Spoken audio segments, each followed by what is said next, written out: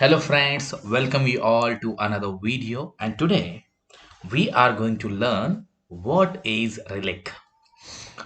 Whenever you watch movies, you know that in our Indian movies there are songs.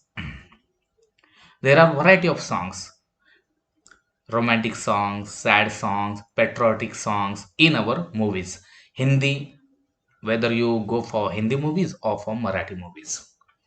And I'm sure that you people also love to listen songs and music.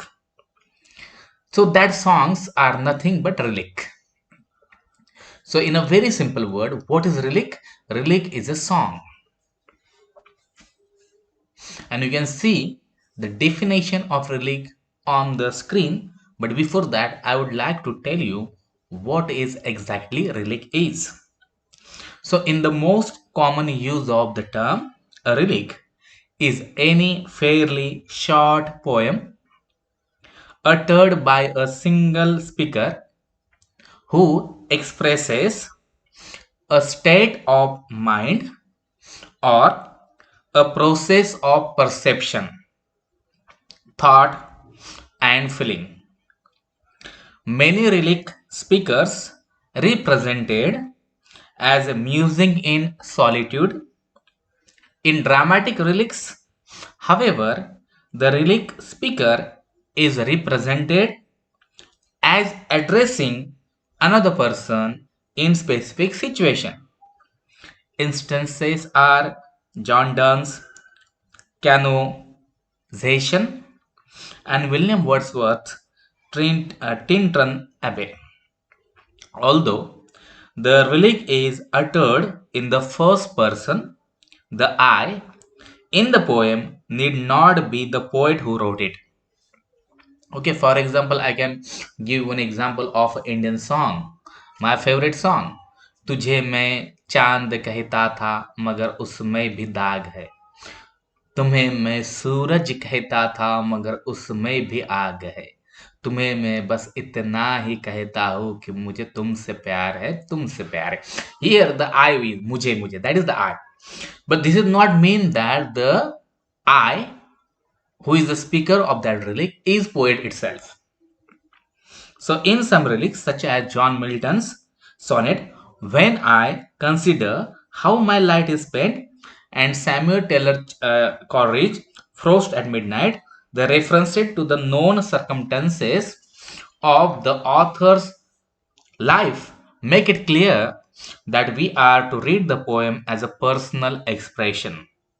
Even in such personal relics, however, both the characters and utterance of the speaker may be formalized and altered by the author in a way that is conducive to the desired artistic effect. In a number of relics, the speaker is a conventional parade figure, such as the long suffering suitor in Petrarchan's sonnet or the courtly, witty lover of the Cavalier poems. And in some types of relics, the speaker is obviously an invented figure remote from the poet in character and circumstances. The relic genre comprehends a great variety of utterances, some, like Ben Jonson's To the Memory of William Shakespeare and Walt Whitman's Ode on the Death of Abraham Lincoln or Captain My Captain, are ceremonial poems uttered in a public voice on a public occasions.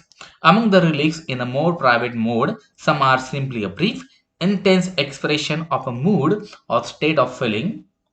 For example, Shelley's Tonight or Emily Dickinson's Wild Nights, or this fine medieval song, Flowers in Frith, the fishes in flood, and I'm on Wexwood, much sore I walk with, for best of bone and blood. These are the example of relics. And again, you can read again the definition. You can see that it is a collection of verses and choruses making up a complete song or a short and non-narrative poem that is called as a relic. A relic uses a single speaker who expresses personal emotions or thought. Rilke poems, which are often popular for their musical quality and rhythm, are pleasing to the ear and also easily put to music. And these are the types of relic. Elegy, you can also write down elegy in religical form. An elegy is a mournful, sad, or a melancholy poem or song that expresses sorrow for someone who has been lost or died. And I have also made a dedicated video on elegy, so you can also watch that video about the elegy. Originally it followed a structure using a meter, alternative 6 foot and 5 foot lines. However, modern elegies do not follow such a pattern, though the mood of the poem remains the same. Another form of relic is the ode. An ode is a relic poem that expresses intense feelings such as love, respect, or praise for someone or something. Like an elegy, an ode does not follow any strict format or structure. Though it uses reference or repeated lines, it is usually longer than the religious forms and focuses on positive moods of life. And the third one is a sonnet. And already I have made a dedicated video on sonnet also. So hey guys, please go and watch that video also. A sonnet uses 14 lines and follows iambic pentameter with 5 pairs of accented and unaccented syllables. The structure of a sonnet with the predetermined syllables of rhyme scheme makes it flow from the tongues of readers in way similar way to a own song on the radio. Then the dramatic monologue is also a type of relic. A dramatic monologue has a theatrical quality, which means that the poem portrayed a solitary speaker consuming with the audience without any dialogue coming from other characters. Usually, the speaker talks to a specific person in the poem.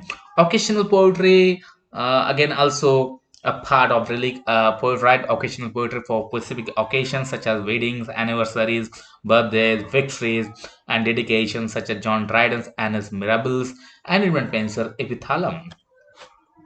So, guys, these were the thing about the relic. So if you, I hope that you have understood it. If you don't, please ask in comment section. I'm there to solve your queries. So thank you for watching and see you in the next video.